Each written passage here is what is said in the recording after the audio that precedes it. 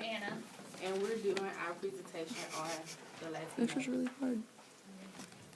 A little background on Hispanic. So Latinos is an ethno-linguistic group of Americans that originate in countries of Latin America or the Iberian Peninsula. In the United States, they all self-identify themselves as either Hispanic or Latino. The words go hand in hand, but Hispanic mainly refers to Spanish-speaking or Spanish ancestry, and Latinos refers to Spanish or Portuguese-speaking people of Latin American descent. Okay, the game that we're going to play, everyone should have received a positive piece of paper and a negative piece of paper. I'm going to call out different stereotypes, and as a group, you will put up whether it's a positive stereotype or a negative stereotype. Are you guys ready? Okay. Latinos take American jobs. It's a negative. Right. Okay. Latinos refuse to learn English.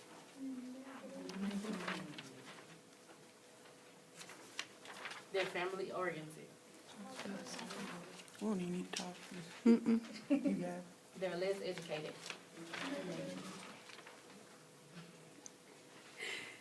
They're religious and church going. Okay. They're honest. It's What? positive.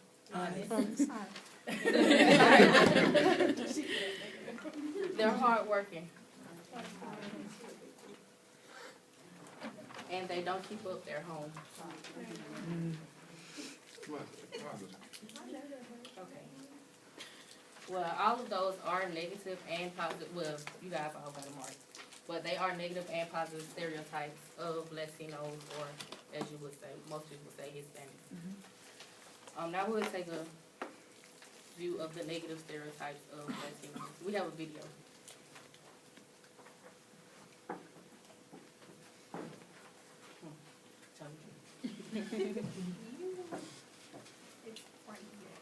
Moi, j'ai rien appris, moi. On peut pas avoir passé 9 mois à l'école sans avoir rien appris. Ça, c'est pas possible. Bah si, la preuve. Moi, j'ai rien appris, moi. On peut pas avoir passé 9 mois à l'école sans avoir rien appris. Ça, c'est pas possible. Bah si, la preuve. J'ai rien appris. Dans les livres qu'on a lus, t'en as bien tiré quelque chose. Ils sont chers, moi, les bien sûr. Ils sont quoi? Ils sont nuls. Et un des livres que tu aurais lu pour toi, par exemple. Des livres, comment je dis Si, la République. Le livre La République. La République de Platon. Ouais. T'as vu ça? Mais comment ça se fait que t'as lu ça? Bah, c'est ma grande sœur qui l'a lu. Elle fait de la philo, ta grande sœur. Non, elle fait du droit. Mais alors vas-y, raconte-nous, c'est quoi ce livre? Mais en fait, il y a un gars là, comment il s'appelle déjà? Il s'appelle Socrate. Ouais, Socrate. Ben, un gars il vient, il accoste les gens dans la rue et tout, il leur dit est-ce que tu es sûr de penser ce que tu penses? Est-ce que tu es sûr de faire ce que tu fais? Tout ça. Après, les gens ils savent plus les sont et tout, ils se posent des questions. Il est trop fort. Mais alors quel genre de questions il pose? C'est sur quel sujet? Surtout, sur l'amour, sur la religion, sur Dieu, sur les gens, surtout. Mais c'est très bien que tu aies lu ça. Ouais, je sais. C'est pas un livre de pétasse, hein.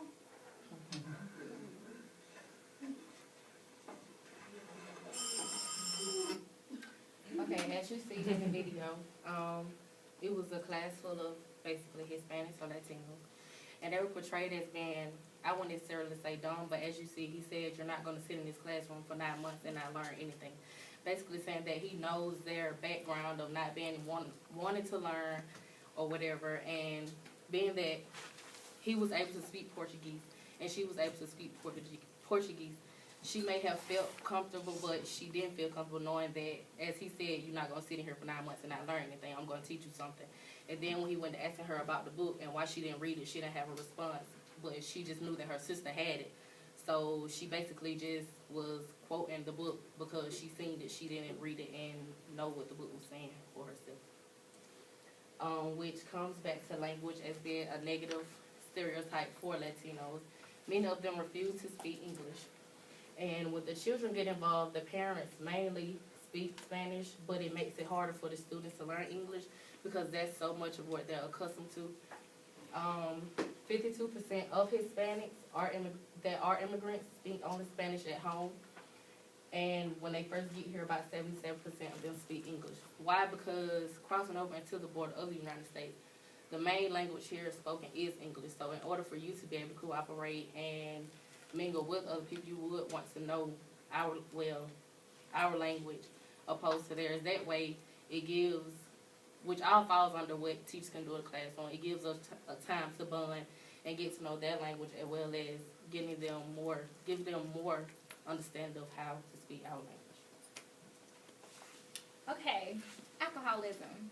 A lot of people think all Hispanics are like lazy, drunks, alcoholics. You know, they just drink a whole lot of tequila, and that's not always true. But that's what we see. And really, only a little over half are alcoholics, and they're adults. But we really can't control that.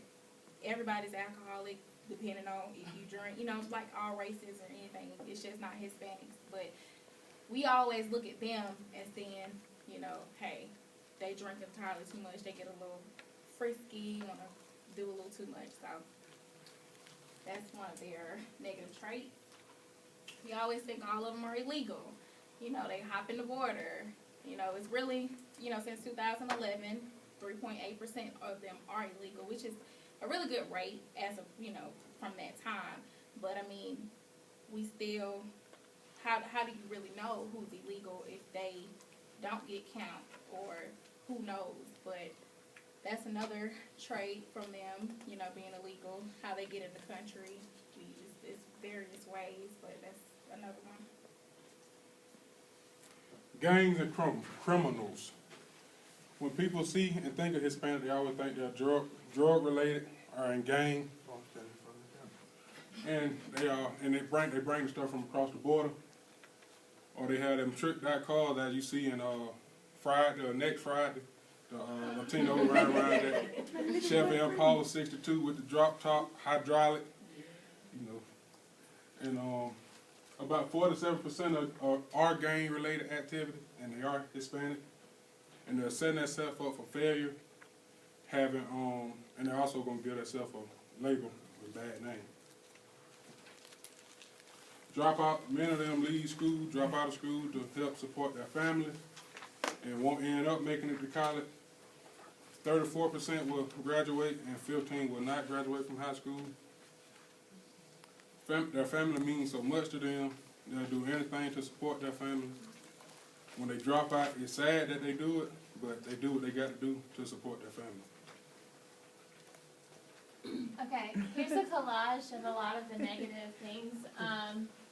Up here you can see, it's just like stereotypical Latinos, the negative ones. You have like a sexy lady, a mariachi player, just negative things, illegals, and basically, and the man wearing the sombrero and the poncho, and the woman wearing it. So these are just all negative stereotypes that people can allude to, and they just think automatically they see a Hispanic, and they're like, oh, well, they think these.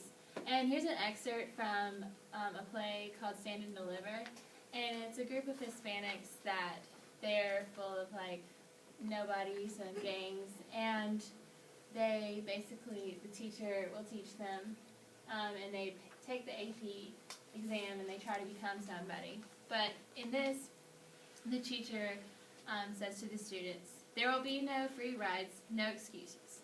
You already have 2 strikes against you, your name and your complexion. Because of those 2 strikes, there are some people in this world who will assume that you know less than you do. Math is the great equalizer. When you go for a job, the person giving you that job will not want to hear your problems. Ergo, neither do I. You're going to work harder here than you ever worked. anywhere else. And the only thing I ask from you is ganas, desire. Okay. Now we start with the positive side. Starting with family-oriented. And I'm going to read a poem called I'm Latino Proud. I know, girl, it's such a good poem. Okay. I was born into this race. I am Latino proud, and it shows on my face. When it comes to family, we defend our own kind, something others you will never find. We work out in the hot sun to earn our daily bread, but that's all right. We keep our family fed. We are known for our tortillas, our beans and rice, a few jalapenos for a touch of spice. Sometimes we are bad, and we get sent to jail. It's also sad. We can't make bail. It's guys like that who give our race a bad name.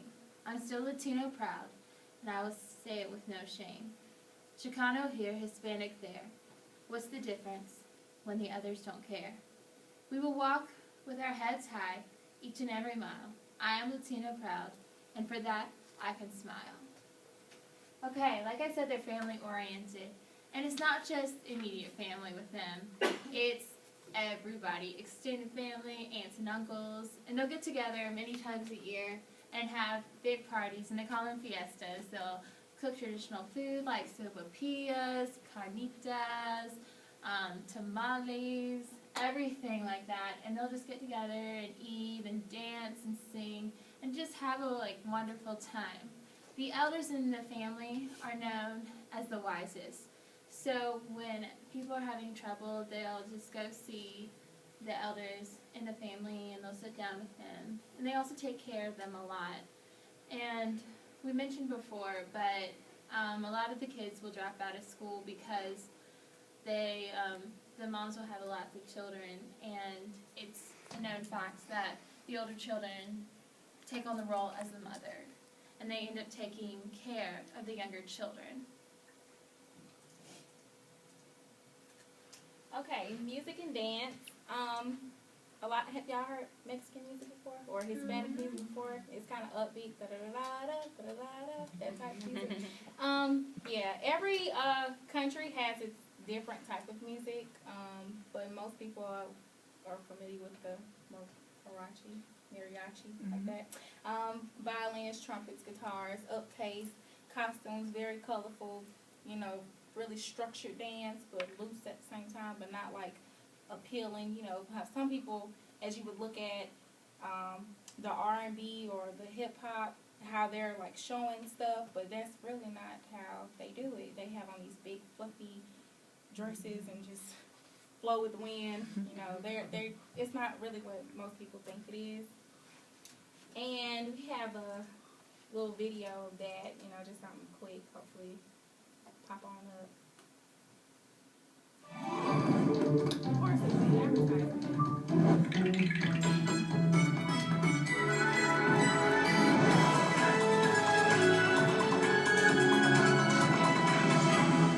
I can't fast forward it. Yay.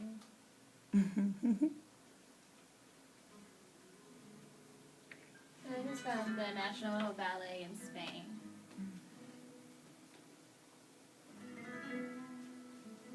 And as you can see, there's a lot of passion. They dance with a lot of conviction, and so they like to tell a story with their dance.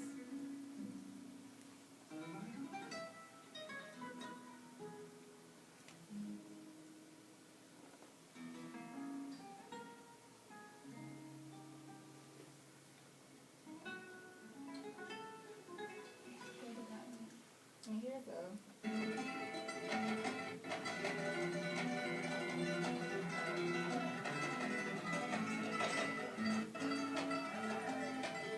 the guitars, upbeat,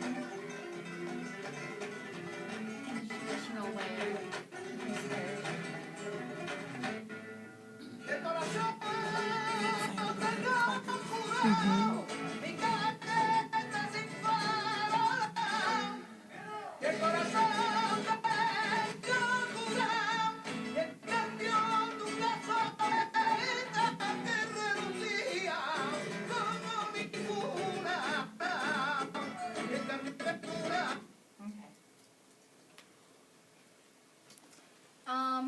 Hispanics are very hardworking. They do jobs that I know I wouldn't want to do. I wouldn't want to work outside in 106-degree weather. That's just not me. I can't do it. I'm not strong enough. They are very, very, very strong people. They do whatever it takes, no matter blood, sweat, tears, they will do it. They do a lot of jobs that, Americans, we're spoiled. Americans are spoiled. They're spoiled. Whether we want to know it or not, we're handed a lot of things. We're very picky with things that we want. Oh, I'm not going to work here, or I'm not going to do this, I'm not going to do that. But we always cry we don't have money, or we're doing this or doing that. But Hispanics, they, no matter what they do, they work. No matter what it is, they'll rake a leaf, do whatever they got to do. They're going to do it to support themselves and family. That's just them. That's their nature. And if I could be that strong, I would. I probably can, but I just don't want to. Well, I think it's the difference in you don't have to. I think because probably if you'd ask your grandmother or your great-grandmother, she would say, well, I did such and such because she had to. And I think it's because of a love. I think we all do, and I think we're blessed. I think is, another word, even more so than spoiled. We're blessed that there's some things we don't have to do, and so we're just afforded things. Because even if you look at, and I know I'm going into your time because we're going to have to stop and pick you back up in a second, but even if you probably follow Hispanics and their work here and things they do, the African American story was probably closely related to what your forefathers may have done when they came here working domestic jobs. And we're just a little further removed, and not much, but a little further removed from that plot than where they are. So I segue because I want to respect people's time. But let me say this on Monday. When we come in on Monday, I promise I won't say it. Tuesday, thank you.